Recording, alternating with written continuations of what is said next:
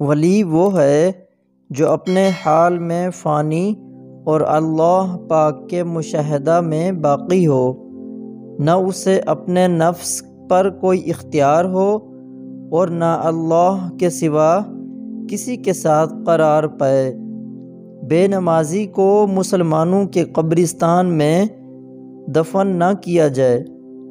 تم پر لازم ہے کہ تم اپنے نفس کو بھوک کی چابک لگاؤ اور اس کو خواہش، عیاشی اور خود نمائی کی نفی کی چابک لگاؤ۔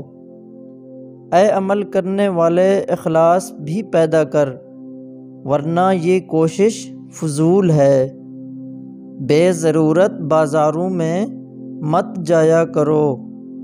جو شخص تنہا ہوتا ہے وہ محفوظ رہتا ہے، اور ہر گناہ کی تکمیل 2 سے ہوا کرتی ہے۔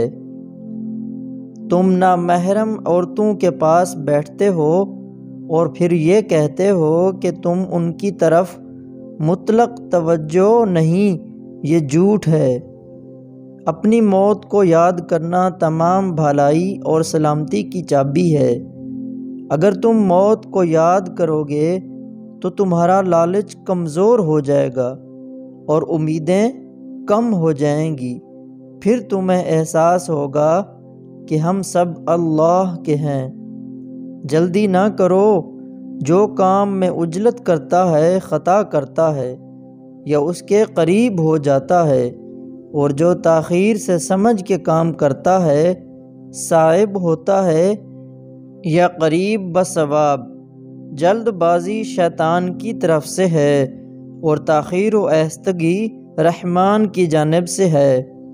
اگر دولت مند بننا چاہتے ہو تو اپنے دل سے دولت کی خواہش کو جلا ڈالو۔ ہنسنے والے کے ساتھ ہنسنے کی بجائے رونے والے کے ساتھ رو لیا کرو۔